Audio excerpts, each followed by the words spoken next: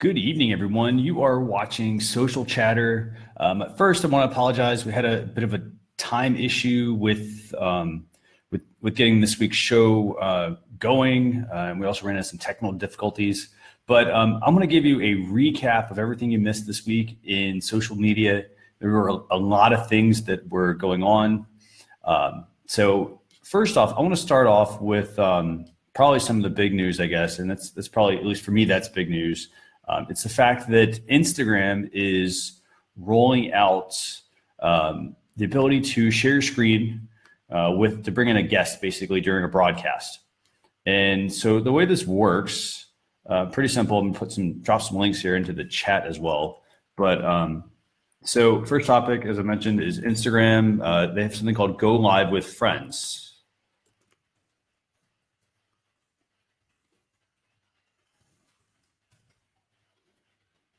I'm sorry for the delay here. I'm not sure what's going on with Facebook, but Facebook's having some issues. But first topic, Go Live with Friends. Basically, this is a way for you to start a live video on Instagram and bring somebody in as a guest. Now, it's pretty simple how it works. But basically, what you do is you fire up your Instagram channel. You start a live video, so you switch to the live mode. Once you've started your live mode, there's going to be an icon at the bottom. It's going to be two circles. Basically, these two little circles are going to show, two faces. They basically mean I can invite somebody into my live broadcast. And so what's going to happen then is somebody will be able to, they'll get notified when I invite somebody. And so therefore, it's going to then show a split screen. So the top of the screen will be one person, the bottom will be the other person, and you'll be able to have your live video and bring on a guest. Now, right now, you can only have one person on the show with you. You can't bring in additional people at the moment. But I will say I tested this out. The implementation is fantastic. It's very quick, very easy. And that's basically the way it works. Now, as a business, how would I use this? Well, for starters, I think that, as a business, this is a good way to do some collaboration. So if you're doing a podcast, for example, maybe you want to have somebody on and you have somebody on and you're doing a video podcast. If you're a business, this could be a way for you to expose your business and bring in maybe some customers. For example, maybe I want to have like a weekly testimonial live video. And that could be I go on to my live video and I bring on somebody onto that live video who is maybe a customer. And then I have them talk about, what kind of success they're achieving with us. So that's topic one for the week. Very simple, very easy. Another thing also, by the way, to mention, when somebody does go live on Instagram, they will see along the top of your screen, they will see two circles instead of the single one with the live icon to indicate that you are live. So that's the update from Instagram this week. So let's move into a couple other topics. We have some Facebook news and also some Snapchat news. So let's do topic 2. And these are Facebook Messenger updates. And there's 2 of them. And the first one, here's the thing. This one is not going to appeal to everyone, but I want to show you the power of how this would work. So for example, what this is one, Facebook is working with TD Ameritrade. So for those of you who don't know, TD Ameritrade, financial institution, stock trading, that sort of stuff, you can now use Facebook Messenger to place trades, edit your orders, and so forth. You could previously only do research and that sort of thing. So this is, what's really neat about this is showing the power of chatbots. Basically, everything is handled by a chatbot, so you don't have to call up, somebody and say, well, hey, I need to place a trade for this, to get their help. All of it is done by chatbot, so you can have everything done in Messenger, and it's, I think, very convenient if you think about it, because if I want to place a trade, typically what I do is I go to the website, I put my order in, and then I'll go back and maybe check, or I might check my email to see if a trade went through. Now, if I'm on a mobile device, typically you might get a notification, but the benefit here is that it uses Facebook Messenger. So typically you're already used to checking the smartphone. And as a result, what's going to end up happening is you're going to end up what you're going to be able to do is you're going to get a whole bunch of notifications on your phone, but everything's going to be right there where you're used to checking them. So you're not going to have to go log into another account. So that is that's the first item from Facebook. Now, as a business, how might I use this? Again, this is to demonstrate the power behind how chatbots can work. You know, chatbots are not going to replace everything in your business, but they can replace some things in your business. For example, you know, if you're a business and you're a solopreneur and you struggle with managing certain day-to-day things. For example, you get people always emailing you saying, "Hey, where's my order?" You might want to consider building a chatbot. So, again, it's about offloading certain parts of your business, not your entire business, things that you typically spend a lot of time on. So in this case, TD Ameritrade said, "Hey, possibly, we have too many people calling in for support. Let's build a chatbot. Let's do all this through Facebook Messenger because, hey, there's a lot of our user base is there." So if I'm a business, what I might do with this is, one, I'll check out the tool chatfuel.com. So Chatfuel is it's a tool for being able to build chatbots. So you can build a Facebook chatbot. It says, their shtick is launch a full-featured chatbot in 7 minutes. Get started for free. So that's the first thing. It's drag and drop. Now, another way I might use it as a business is I want to survey my audience. I might want to run a Google survey, maybe go to google.com/forms and create a survey. And what I can do here is I might want to ask my audience, how many of you are actively using Facebook Messenger and what types of things you're using it for? This way I can gather feedback from them to then make the decision, a lot of my customers are using Facebook Messenger. If they are, maybe I want to build a chatbot for them. Okay, so let's move into the next update this week. And this one is courtesy of, again, this is another Facebook Messenger update, but this is Facebook is working with PayPal. And this is actually really, really useful because a lot of people use PayPal. So let's put that one here as well for you. So what is going on here is Facebook is going to be now letting you do P2P payments, peer-to-peer payments using Messenger. Very simple. The way this is going to work is when you're composing a message in Facebook Messenger with somebody or even a group, you can tap on the plus sign at the bottom. Then you're going to go select the green payments button, and you're going to then be able to send or request money from somebody.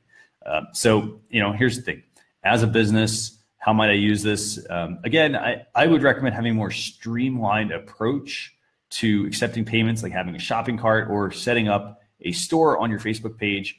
But in this case, if you do, some one-off, transactions with people, you may need to, one, you're friends with them on Facebook.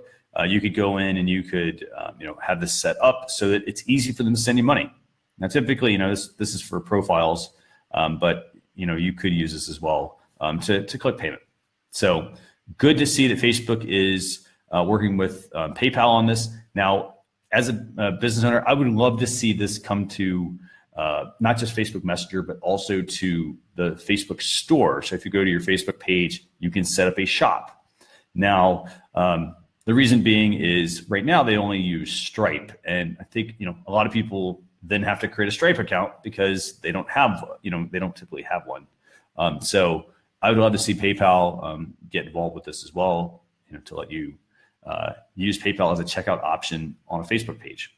Okay, so let's keep going. We got a couple more updates, and then anything that we don't talk about here, I'm going to drop into a blog post, which will be available here in a few hours.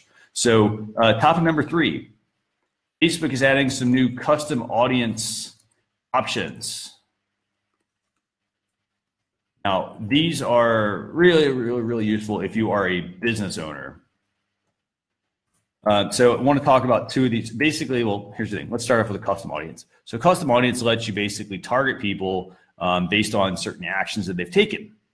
So for example, instead of saying, hey, I'm going to reach everyone, you can basically say, hey, I'm going to reach a few people here with this method and a few people here, a few people here, and so forth. So they've got 2 new options this week. One of those is it's called dwell time, and the other is called link sharing. So how do these work? So if you're going to go run Facebook ads, you go to facebook.com/ads/manage. You create a new ad, and then there's going to be an option there for you to be able to create a custom audience.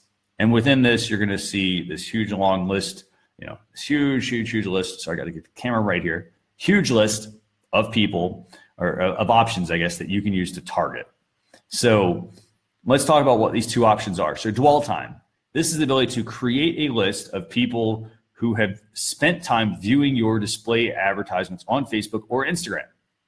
The bottom line is, if somebody saw your ad, they saw your ad, it will let you retarget the people who theoretically looked at your ad but did not take an action.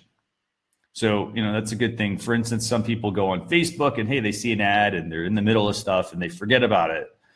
This is a way for you to go and retarget them using dwell time. So you just select that option and go through the features. So the second one, though, I think is the more important one. And this is called link sharing. So you can have a link sharing custom audience on Facebook ads. So what this does is it lets you create an audience based on people who have shared your content on Facebook. So I think this is especially useful if you drive a lot of engagement from your posts. If it's just, your friends or your mom and your dad, sharing your Facebook content because, hey, they want to support your business, not really going to want to run a custom audience. It's just those people. But what you are going to want to do if you drive a lot of engagement and drive a lot of shares is use the link sharing custom audience option to target people based on the fact that they shared something. I think that is going to be the real important one here for a business because, if you're, for instance, if you're writing content and your content on your blog is saying, would love it if you'd share this post, and then you go to your Facebook page and you're seeing, hey, I'm getting a lot of shares on that particular piece of content, then you're going to want to set up a custom audience to do this. So that's how that works. Very simple. Like I said, go to facebook.com/ads/manage, create a new Facebook ad, and there will be an option during the process to create a custom audience. And you'll want to select, in this case, just the link sharing or the dwell time option. So basically one or. So let's keep rolling here. Okay. So topic 4 for the week. Facebook has a new news feed called Explore Feed. What this is, in a nutshell, is they're running out of places to put ads. They're running out of places to put content. You can only see so much content in your news feed. You can only run so many ads. And obviously the price is going to go up. So what is Facebook doing? They're essentially taking your news feed and they're layering and layering and layering and layering additional news feeds. So in this case, you get a second news feed. They call it Explore Feed. And what this is, it's a separate feed where there are things that Facebook thinks that you might be interested in. So they're sort of suggestions, I guess, but they're recommended content that they think you might be interested in. This could include Facebook posts, articles, photos, videos, sources you haven't followed yet, according to this article. You can access this by going to your news feed. So your regular Facebook news feed, you scroll down to the bottom of the page, and then on the left side is going to be an option called Explore Feed. It's a little red icon with a rocket. It's kind of like the rocket here that's in the comments. The way this works is when you then click on this, Facebook is going to show you this second news feed, and you can choose to then go basically see what is actually in this, what's in this news feed. Now, personally, I went to this Facebook news feed. I was not very impressed, honestly, with all of the things that were in this feed. A lot of the things that were in the feed were things that they were like comedy videos and, sort of like a lot of BuzzFeed type content. And so that's where it kind of got me, but so you access this, like I said, by going to your news feed, scrolling down to the left side of the page, there's an Explore option, and then you want to go to the bottom and it says Explore Feed. So in the Explore Feed is, like I said, they're posts, and you can quickly go and you can like a page. Let me see if you can actually do something. You can save a video, you got your standard Facebook options. Now, one thing I'd actually like to see here would be, I love to be able to say, let's take what's in Explore feed, and if I like what's there, move it to my news feed. But right now it's in, that's kind of how it works. Like I said, personally, a lot of this is very BuzzFeed-like type content. In this case, there's somebody showing you, I think, how to build a stand-up desk, I think. Let's see. I'm just looking at what they're building here, actually. I think this is a stand-up desk. Sorry. So they've got, they're showing you how to do that. I've got, articles they're talking about how to ruin people's Instagram photos. I guess because I talk about social media, they are showing you a video of people taking pictures of food. I don't know. So, lots of videos, lots of videos actually in this case. Like I said, it's very BuzzFeed-like with the content as well. So I'm kind of surprised at that. But I think that what's going to happen is it should improve over time. So as a business, how might I use this? So as a business, what I might want to do is, if I'm not getting a lot of interaction and engagement on my regular Facebook content in the regular news feed, I might want to, again, go back to this other thing I talked about earlier. I might want to survey my audience, survey them and ask them, how did you find us? Like if you're, if you recognize who your existing customers are and you're always seeing them comment and engage with your content, maybe you want to, if you see a new name, hey, who is that person? Let me ask them. Let me make it part of my, part of my checkout process or something on my site. How'd you learn about us? And hopefully, if you put an option there that might say Facebook Explore feed, that will give you a better indication of where your people are coming from. So I think that can be very useful for you as a business owner, to basically know where my customers are at. Because if you are showing up in Explore feed, that's good. By the way, the other thing you can also do with Explore feed, I'd recommend is on your Facebook page, make sure you have a detailed description on your page, that has relevant relevant keywords on what your business is about, things, because again, this, it's all about what you engage with. So if you engage with a lot of different things, you're going to get a variety of content, but if you're pretty much a one-trick pony, you're going to get, probably just the one type of content you engage with. So, so that's the Explore feed. And like I said, you can get to it. I'll actually drop a link here. There's a direct link. You can go to facebook.com/explore. And that should actually pull up your Facebook Explore feed. Yeah, so facebook.com/explore. Okay, so I got one more topic for everybody. And by the way, Carlos, thanks a lot for joining. I will say, normally the way we do things is we have a guest on. We ran into some technical difficulties getting Jeff DeHaven on this week. We're going to be rescheduling him for the following show. And also, by the way, I had some technical difficulties with my alarm clock. Actually, it's daylight savings time where I'm currently at, and so I guess Apple didn't fix this bug. It's been in iOS since I think version 4, maybe, or 5, and we're now on iOS 11. But basically, didn't seem to work. It was really weird. My alarm went off like 2 hours later. So, so sorry about that. Apologies, but we are getting you guys the show this week, as much of it as I can. Okay, so let's talk about this this last update. And I will say I had 10 plus updates this week, and I'm not going to go through all of them. I do have them all in a blog post recap, but I have 2 other updates actually for you, and then some tools. So one of the other updates for the week, and this is actually really good news, and I'm glad to see Facebook is doing this. It's Facebook 4K video. And you're probably thinking, well, hey, like 4K video, what's that, right? Not something necessarily a business is going to be entirely interested in, but here's the thing. So with Facebook, for the longest time, they've supported 720p. This is the quality of the video that you're seeing. For example, I'm using a 4K webcam right now. Hopefully that looks a lot better than my typical webcam. But in most cases, the devices we have can support 4K or higher than 720p.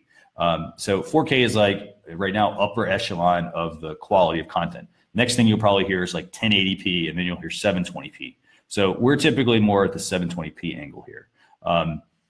It's not exactly the best quality of your video content. So, you know, YouTube, most of these other channels, they support 4K, 1080p, like, but Facebook for some reason has been stuck on 720p for a while. So what they're doing is, and this is only available for some profiles and some pages, but you can go to a video on Facebook, and if you click on the gear icon, you will now, if it's available, you will see an option to switch the quality of your video to 4K. And it'll be listed as, let's see, it's 2160 is what it might be listed as. So it basically goes, you know, 2160, 1080p, 720, and so forth. By the way, Carlos, yes, your live stream producer recently added 1080p for live streaming. Yes, I try to do it. The biggest challenge with 1080p is, you know, you have to have the bandwidth to be able to do it, you know, and yes, you have 4K, yes, for Apple TV as well. So like I said, a lot of places are doing 4K. Facebook just, you know, has been one of those kind of, you know, behind the curve on that one. And I have a feeling they're probably just doing it to get things right. So what we have going on is Facebook is launching 4K video, and you as a business can now, you know, when you take video content, you know, my recommendation would be to take it at the highest quality that you possibly can. For example, you know, I'm using an iPhone here, so let me see what's here. Okay, so if I'm on my iPhone, for instance, I can go into my settings menu. I'm going to go look for, let me see if video's on here. So you can go to general, you can go to about for your video, and you can actually go in, you can look at your video quality settings. And I'd actually look for, not video, but look for camera. Let me see. Yeah, so if you go to the camera option, for instance, on iPhone, what you're going to want to do is there's going to be a record video option. And in my case, it says 720p, 1080p at 30 frames a second, 1080p at 60 frames a second, and 4K at 30 frames a second. So again, the higher the resolution, the more space you're going to want to have. But the benefit is going to be that you can downsize the video. So you could take the video at 4K and then sample it down to 1080p or 720p, and, you know, and use it in different capacities. But big news this week is, you know, Facebook's supporting 4K video. I'm glad to see they're doing this. The other reason why this is good is Facebook has Watch for Facebook, which is their whole TV side of things. And you can get to that by facebook.com/ I think it's watch. And so the way that that works is that's, you know, Facebook's, or actually, sorry, it's not facebook.com/watch. Well, so the way that it works is you can go and, you know, you can basically watch TV on Facebook. So I think that this push into 4K is going to encourage people to upload 4K video so that, you know, you're providing the optimal resolution, and then people are able to see it because it's going to be, you know, it's going to be able to be viewed in a higher quality. Typically, you know, a lot of times people are like, well, hey, I can't really see what that is because the resolution's so low. But that's, let's see, that's the last update from Facebook this week. Okay, so let's talk about one more update, and then we're going to let you guys go. So we've got Snapchat link sharing in third-party apps. Okay, so this is pretty big news, actually. This is big news because Snapchat, for the longest time, has made it difficult to share links. They wanted to keep you in Snapchat. Now they're letting you take content from third-party links, and you can tie them into a message. So the way this works is on your iOS device, for example, if you go to, say, Safari, the web browser, and you click the little box with the little up arrow on it, what's going to happen is it's going to pull up your typical sharing options. So if you're like, hey, I want to send that to somebody via, you know, iMessage, or they want to send somebody something via email or WhatsApp, you can select the option and it'll open the app and let you message them. So Snapchat is now an option, but you do have to turn it on. And so all you have to do is tap that icon. If you then scroll to the, let's see, from right to left, you're going to select the ... option, and then there's going to be Snapchat listed in the menu. You're going to just have to turn it on. Once you've done that, you can then tap on the Snapchat icon, and it's going to open up Snapchat, but it's going to open up a message. So what it's going to do is it's going to take the content, whatever it is, from whatever source on your mobile device. You're then you're going to be able to then select who you share it with on Snapchat. So for example, if you go to this link, I'm sharing it with my co-host, Nick Rishwain. What you can do with it is you'll be able to select Nick. You'll be able to add multiple people to the conversation, and then you can add your message to them. So for example, it might be, hey, Nick, here's that blog post that we recently published. You were asking me about this earlier. Let me know if you have any issues with the link. That could be one way. Now, the benefit as a business owner to using this feature is that you can now drive people back to your website to sign up for your email list. Pretty much, you can drive them back to your e-commerce site. You got lots and lots and lots of options. And so two benefits, you can use this for private messaging to send messages back to certain people, or if you have a group of people you build on Snapchat, this could be a very powerful group messaging feature as well. So for example, you could have, you could do permission-based marketing, where you suggest to people, hey, you know what, do you want to join my Snapchat group? I'll add you to a certain group. And then whenever we send out something new, all I have to do is open that group, share this particular item with them. And, I don't have to, it's a little subset of the bigger picture. So if I'm a business, maybe I want to have a private list, exclusive list for just people that, are in my little Snapchat group. And what I can do then is, just slowly build that up to where I have a very active and engaged audience on Snapchat to be able to message them with this content. And by the way, you can use that same exact strategy on WhatsApp. Same thing. But the key thing is to ask people, tell them what the list is about, and then invite them, to join this. Okay, so those are the main updates for the week. I mentioned I've got about, I think there were like 10 or 11 updates, maybe even more. But let me talk about some tools real quick, and then we'll talk about we'll wrap things up. Okay, so the first tool for the week is going to be a tool called Picfy. And so what Picfy is it's an app for letting you upload photos and videos to Instagram. But the benefit of this is it does not crop them down. So that's typically one of the issues when you share things on Instagram. If you want to you take a photo and you're kind of relegated to the square option. What this does is it lets you automatically upload these items directly to Instagram. And what it's going to do, for example, if you're watching this Facebook Live video, you see how it has a black border around the top and the bottom. Basically fits the item in the middle and then puts a blurred background around the outside of it. So let me get you guys a link to this tool because it's actually a pretty cool little tool. By the way, it's a free tool as well. So so just keep that in mind. Okay, let's see. One second, let me just grab the links.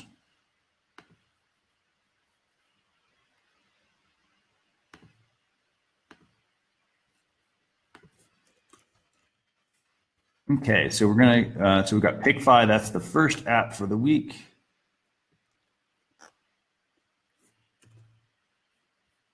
Okay.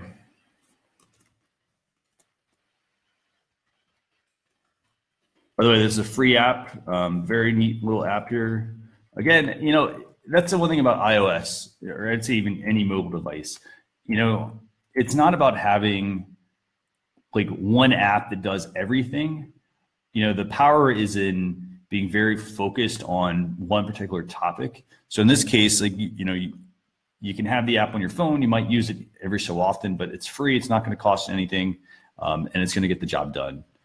So you don't get distracted when you're trying to do some other stuff. Okay, so that's app number one. Let's talk about app number two.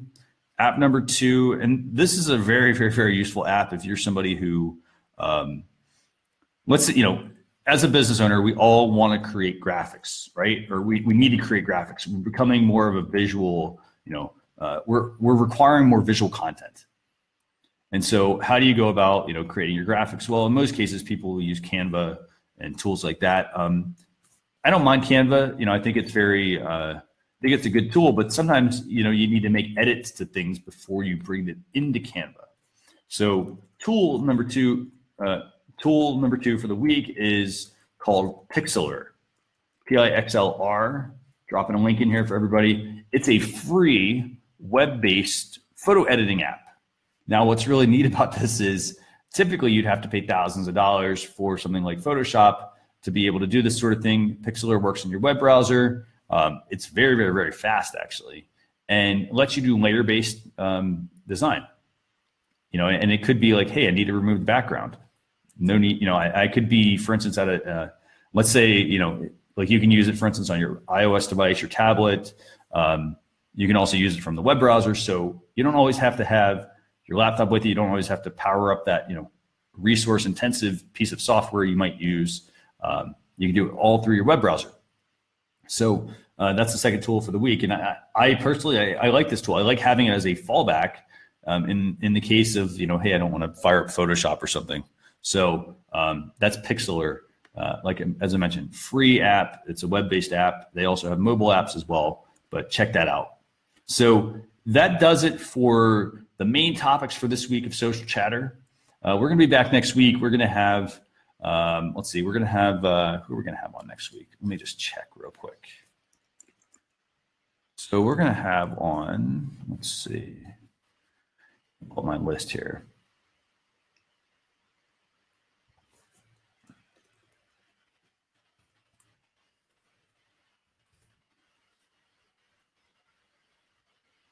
Okay, so we're going to have on, let's see.